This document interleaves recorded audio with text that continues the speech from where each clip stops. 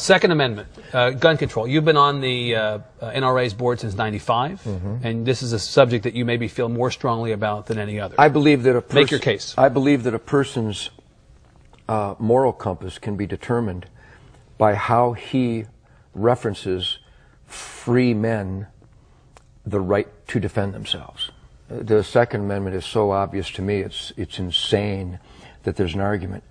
God gave, let's pretend there is no document. Let's pretend brave families didn't leave the tyrants and the slave drivers of Europe so that they could practice the religion of their choice, so that they could speak out without being murdered, that they could produce wool without the king's men coming and taking it from them every season of harvest. Let's pretend none of that happened. Let's just pretend this guy named Ted Nugent parachuted onto Earth and woke up one morning and saw these wonderful resources and had dreams of excellence and being the best that I could be.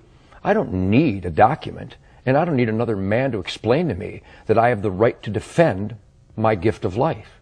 And that there is an argument in America from Hillary Clinton, from Barbara Boxer, Dianne Feinstein, from a whole gaggle of numbnuts who would try to tell me they will dictate where, how, and if I can defend myself. I find that preposterous. I find it unacceptable, and I will not accept it. I am a free man. Don't tread on me. A good, law-abiding citizen, not convicted of a felon. The Second Amendment of our Bill of Rights is my concealed weapons permit. Period. That's it? That's it. So no limitations of any kind that you can see? None. That's it. The limitation should be, instead of arresting people for molesting children 24 times, I would rather the dad walked into the room, found a person molesting that child, and blew his brains out.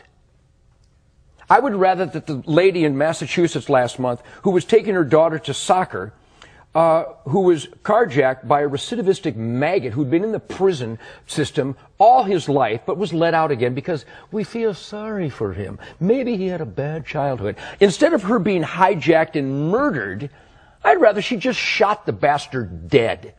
But in Massachusetts, somebody decided she can't do that. So she's dead.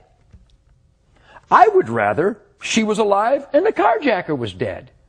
I'm weird. I would rather that the guy who beat this lady to within an inch of her life in Waco, on parole was he, phenomenal, and beat her to within an inch of her life in front of her grandchildren with a whiskey bottle. I would rather she fell to the ground, pulled out a .38, and shot him 6 times in the chest and killed him. Am I weird? Because the guy is going to get out again. I don't like repeat offenders. I like dead offenders.